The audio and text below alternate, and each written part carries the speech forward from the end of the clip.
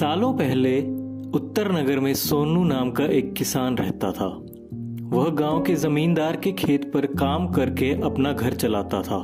किसी समय सोनू के भी बहुत खेत थे, पर अचानक पिता की मृत्यु और मां के बीमार पड़ने पर सोनू को खेत बेचने पड़े। मजदूरी से मां का इलाज और घर का खर्च चलाना बहुत मुश्किल हो रहा था। हर समय सोनू यही सोचता था कि किसी तरह उसकी स्थिति अच्छी हो जाए।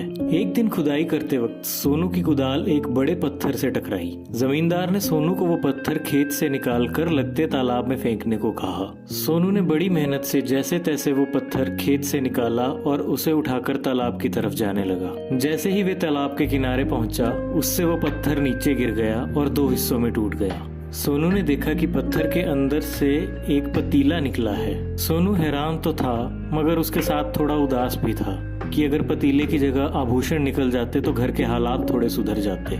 उसने पत्थर तालाब में फेंक दिए और हाथ मुंह धोकर खाना खाने के लिए बैठ गया। उसने अपनी कुदाल उस पतीले में रख दी। जैसे ही उसने अपना खाना खत्म किया तो उसकी नजर उस पतीले में गई। सोनू हैरान हो गया। उस पतीले में करीब 8-10 कुदाल थे।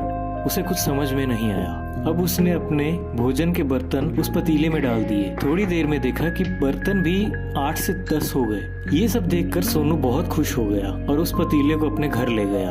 अब सोनू उस पतीले में रोज कुदाल डालता और वो जैसे ही ज्यादा हो जाती तो उन्हें बाजार में जाकर बेच देता। इस तरह अब उसकी स्थिति अच्छी होने लगी। उसने अपनी माँ का इलाज भी करवा लिया। कुछ समय बाद सोनू ने जमींदार के खेत में काम करना भी छोड़ दिया। सोनू ने अब पतीले में आभूषण डालना भी शुरू कर दिया, जिससे वह कुछ समय में अपने गांव का सबसे अमीर आदमी बन गया। यह बात जमींदार को हजम नहीं हो रही थी कि कैसे इतने कम समय में सोनू इतना अमीर हो गया। एक दिन जमींदार सोनू के घर पहुंचा और सोनू से पूछा कि ऐसा क्या काम कर रहा है जिससे वो इतना अमीर हो गया। सोनू बात को टालने लगा, मगर जमींदार जैसे ही कड़क आवाज में बोला, सोनू तू पक्का चोरी करता है, वहीं से तू इतना पैसा कमा रहा है। मैं तेरी शिकायत राजा से करूंगा।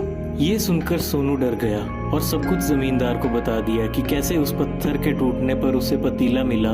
तुम जो डालो उसमें 10 गुना हो जाता है। ये बात सुनते ही जमींदार बोला, पत्थर मेरे खेत से मिला है तो उसमें जो पतीला निकला है वो भी मेरा है। उसने जबरदस्ती जादुई पतीला सोनू से ले लिया और वह अपने घर चला गया।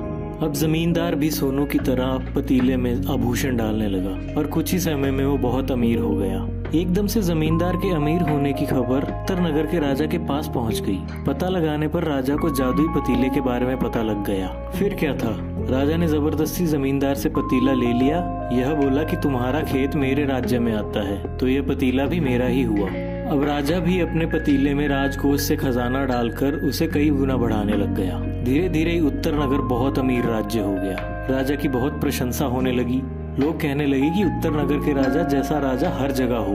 अब उस राजा में अहंकार आने लग गया।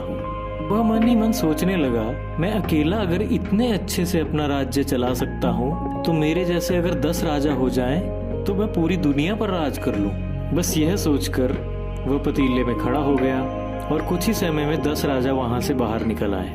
पहले तो एक दूसरे को देखकर ये सोचकर हंसने लगे कि अब तो वो पूरी दुनिया जीत लेंगे, पर थोड़ी ही देर में आपस में लड़ने लग गए कि उत्तर नगर का असली राजा तो मैं हूँ, तुम सभी तो जादुई पतीले से निकले हो। लड़ाई इतनी बढ़ गई कि वे आपस में लड़ने मरने को तैयार हो गए और लड़कर मर गए। लड़ाई के दौरान वो पतीला भी टूट गया। जादुई पतीले और राजा की लड़ाई की बात पूरे राज्य में फैल गई। जब ये बात सोनू और जमींदार को पता लगी तो उन्होंने सोचा, अच्छा हुआ हम उस जादुई पतीले का इस्तेमाल सही से किया। राजा ने तो मूर्खता के कारण अपनी जान ही गंवा दी। इस कहानी से हमें ये सीख मिलती है कि सफलता का अहंकार सीधे पतन का कारण बनता है। इसीलिए सफलता मिलने पर विनम्र हो जाएं।